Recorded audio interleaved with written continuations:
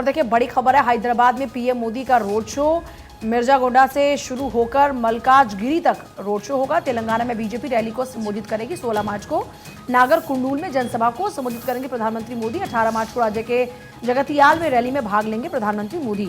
देखिए प्रधानमंत्री मोदी की रैलियों का सिलसिला लगातार जारी है। देश के कोने कोने में लगातार पहुंचकर प्रधानमंत्री मोदी लोगों के पास सौगात लेकर पहुंच रहे हैं। और इस बीच तेलंगाना में हैदराबाद में पीएम मोदी का रोड शो रहने वाला। हैदराबाद में पीएम मोदी का रोड शो आज होगा। कहां से कहां तक ये रोड शो होगा उसकी जानकारी भी दे रहे हैं। मिर्जागोडा से मलकाजगिरी तक रोड शो होगा प्रधानमंत्री मोदी का, जिसको लेकर तैयारियां पहले ही पूरी कर ली गई। तेलंगाना में बीजेपी की रैली को संबोधित करेंगे पीएम मोदी। 16 मार्च को नागर कुंडूल में जनसभा होगी। तो पीएम मोदी का ये है तेलंगाना दौरा, और तेलंगाना दौरे को लेकर तैयारियां पूरी की जा चुकी हैं। इस बार बारी तेलंगाना की है और पीएम मोदी तेलंगाना पहुंच रहे हैं।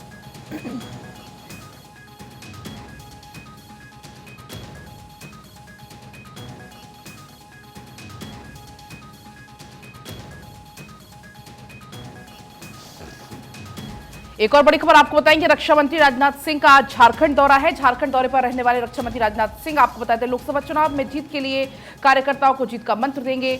चतरा की इटखोरी से चुनावी शंखनाद करते हुए नजर आएंगे। रक्षा मंत्री के दौरे को लेकर तैयारियां तेज हो चुकी हैं। तो झारखंड के दौरे पर रक्षा मंत्री राजनाथ सिंह आज रहने वाले हैं और ऐसे में चतरा की इटखोरी से चुनावी शंखनाद करते हुए आपको रक्षा मंत्री राजनाथ सिंह नजर आएंगे। तो ये बड़ी जानकारी, बड़ी खबर आपको बता रहे हैं। लोकसभा चुनाव बहुत नजदीक है और ऐसे में चुनावी पार्टियां चुनावी शंखनाद कर चुकी हैं। बात करें बीजेपी की तो खुद प्रधानमंत्री मोदी कमर कसे हुए हैं, चाहे अमित शाह हो, जेपी नड्डा हो, राजनाथ सिंह हो, हर कोई कमान संभाले हुए, क्योंकि लोकसभा चुनाव बहुत नजदीक है और ऐसे में अब आज दौरा है रक्षा मंत्री राजनाथ सिंह का झारखंड का।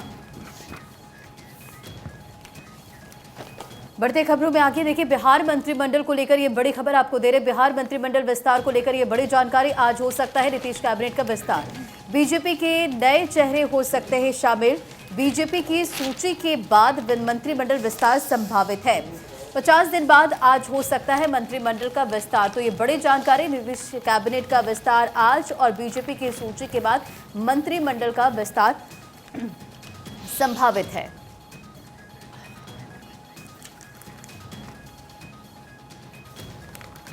चलिए आगे बढ़ते हैं, कुछ और खबरों की बात करते हैं। पीएम स्वनिधि योजना के तहत पीएम की बड़ी सौगात, 1 लाख स्ट्रीट वेंडर्स को लोन मिलेगा। आपको बिना जिंदगी मुश्किल। देखिए किस तरीके से प्रधानमंत्री ने तमाम बातों का जिक्र किया है। दिल्ली मेट्रो के 2 नए कॉरिडोर की आधारशिला भी रखी। तो प्रधानमंत्री नरेंद्र मोदी ने गुरुवार को 14 मार्च को दिल्ली के जवाहरलाल नेहरू स्टेडियम पहुंचे और उन्होंने दिल्ली के 5000 स्ट्रीट वेंडर्स समेत 1 लाख वेंडर्स को पीएम स्वनिधि योजना के तहत लोन बांटा। पीएम ने प्रधानमंत्री दिल्ली मेट्रो के 2 नए कॉरिडोर की भी आधारशिला रखी है। ऐसे में मोदी ने स्ट्रीट वेंडर्स के लिए कहा कि आप हमारे आसपास ही रहते हैं। कोरोना के दौरान हमने रेहड़ी पटरी वालों की ताकत देखी। आपके बिना रोजमर्रा की जिंदगी की कल्पना मुश्किल है। पीएम स्वनिधि स्कीम को 1 जून 2020 को लॉन्च किया गया था। देश भर में 62 लाख से अधिक रेहड़ी पटरी वालों को 10,978 करोड़ रुपए से ज्यादा का लोन बांटा जा चुका है। अकेले दिल्ली की बात करें तो दिल्ली में लगभग 2 लाख लोन बांटे गए हैं, जिसकी राशि 232 करोड़ रुपए है। और आगे बढ़ के बात कर रहे हैं मुंबई की, जहां पर राहुल आज महाराष्ट्र के ठाणे में पहुंचने वाले हैं।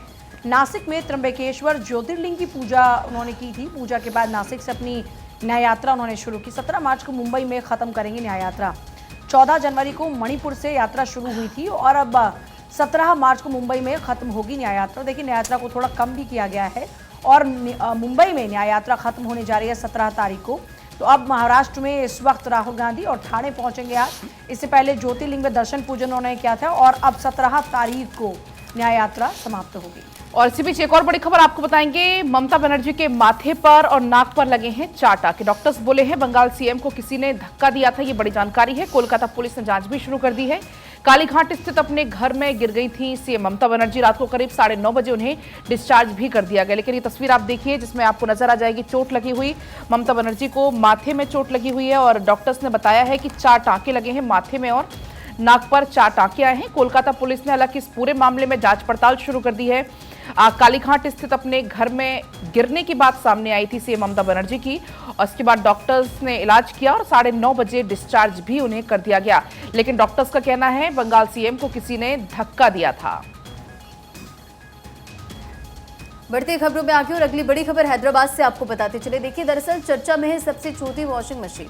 आंध्र प्रदेश के युवक ने ये वॉशिंग मशीन बनाई है जो कि चर्चा का विषय है। इसकी लंबाई की अगर बात करें तो 1.4 इंच है और Guinness book of world record में नाम दर्ज किया गया इसका। तो देखिए, ये तस्वीर आपकी स्क्रीन पर, चर्चा में सबसे छोटी वॉशिंग मशीन। दरअसल हैदराबाद से आपको एक खबर बता रहे हैं जहां Guinness book of world record में इसका नाम भी दर्ज कर दिया गया है।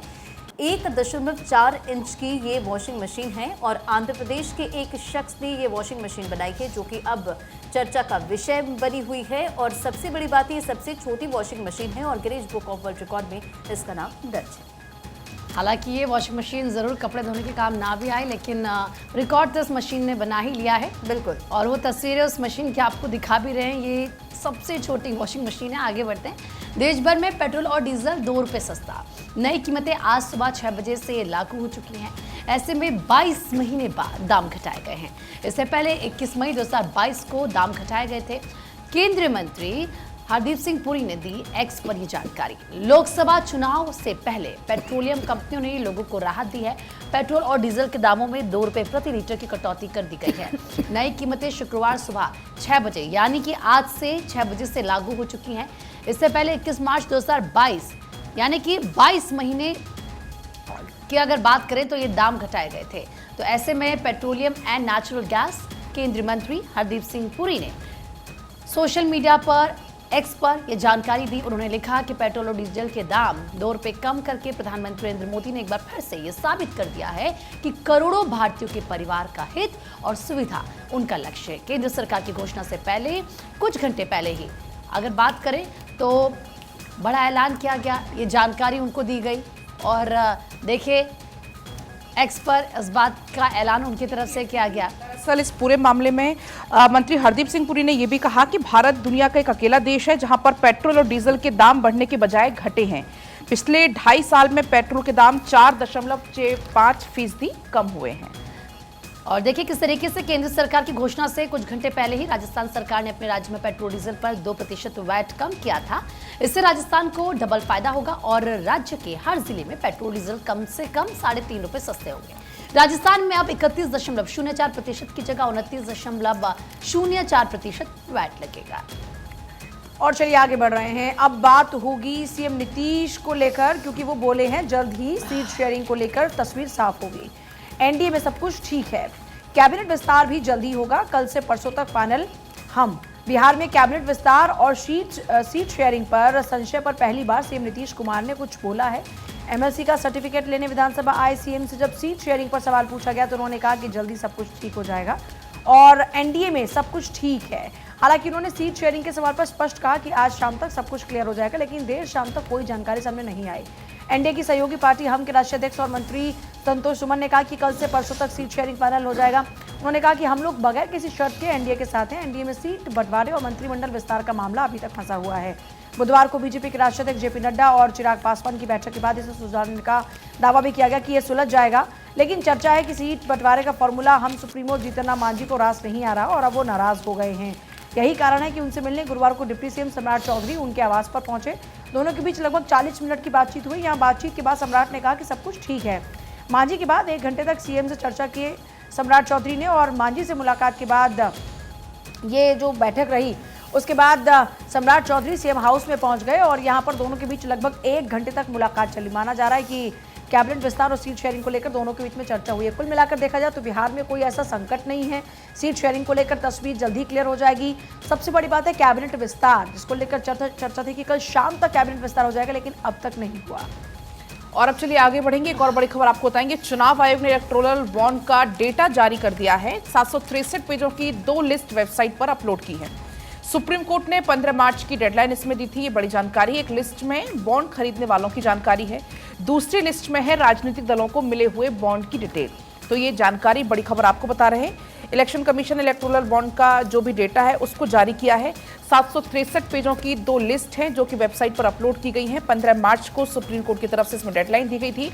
तो जो पहली लिस्ट है उसमें बॉन्ड खरीदने वालों की जानकारी मिल जाएगी और जो दूसरी लिस्ट है उसमें राजनीतिक दलों से मिले हुए बॉन्ड की डिटेल आपको मिल जाएगी।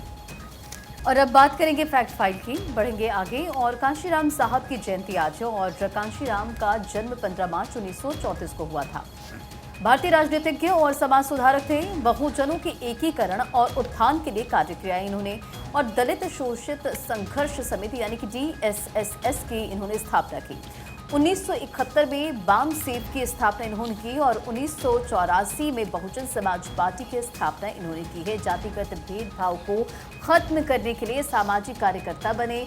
1964 में एक दलित समाज कार्यकर्ता बन गए थे और एनिहिलेशन ऑफ कास्ट को पढ़कर निर्णय लिया। डॉक्टर अंबेडकर की किताब थी एनिहिलेशन ऑफ द कास्ट, जिसे उन्होंने पढ़ा और फिर कदम उन्होंने आगे बढ़ाया। कांशीराम ने दी चमचा युग की पुस्तक लिखी और उनकी पुस्तक बर्थ ऑफ BAMCEF भी प्रकाशित हुई थी।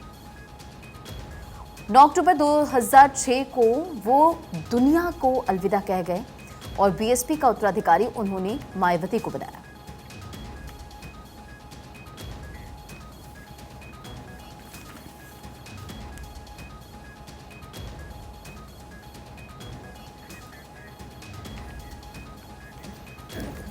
चलिए आगे बढ़ते हैं। आज कोर्ट में कौन कौन से वो केसेस हैं जिन पर सुनवाई होनी है आपको बता देते हैं। चुनाव आयुक्तों के चयन पैनल से मुख्य न्यायाधीश को हटाने के मामले में आज सुनवाई होगी। सुप्रीम कोर्ट लेगा बड़ा फैसला। चुनाव आयुक्त चयन पूरा मामला है जिसमें सुप्रीम कोर्ट में सुनवाई होनी है। तो वहीं दूसरा मामला आपको बता दें किस तरीके से इलेक्टोरल बॉन्ड का मामला है। अब चुनाव आयोग पहुंचा है सुप्रीम कोर्ट। सुप्रीम कोर्ट के आदेश में संशोधन की मांग को लेकर EC ने अर्जी दी है और अब चुनाव आयोग क्योंकि सुप्रीम कोर्ट पहुंच चुका है, इस पर भी सुनवाई होनी है। झारखंड की निलंबित IAS पूजा सिंघल की जमानत का मामला है। पूजा सिंघल की जमानत याचिका पर सुप्रीम कोर्ट में आज सुनवाई होनी है। तीसरा मामला, चौथे मामले की अगर बात करें तो चौथा मामला हिजबुल आतंकी जावेद मट्टू के खिलाफ दाखिल चार्जशीट पर सुनवाई आज होनी है। दिल्ली के पटियाला हाउस कोर्ट सुनवाई करेगा। इसके अलावा जो पांचवा मामला है वो महिला पहलवानों से जुड़े कथित यौन शोषण का मामला है। आरोपी ब्रिजभूषण के खिलाफ आरोप तय सुनवाई दिल्ली राउज एवेन्यू कोर्ट में आज होगी। सुनवाई कोर्ट में होना है। इसके अलावा आपको बता दें और कौन कौन से केसेस जो लिस्टेड है। आगामी GNU छात्र संघ चुनाव का पूरा मामला, चुनाव के खिलाफ याचिका पर दिल्ली हाईकोर्ट में सुनवाई आज होनी है। इसके अलावा और कौन कौन से केस है ये भी आपको बता दें। सनातन धर्म को लेकर आपत्तिजनक टिप्पणी का पूरा मामला जिसमें DMK नेता उदयनिधि स्टैलिन की याचिका जिस पर सुप्रीम कोर्ट में सुनवाई होगी।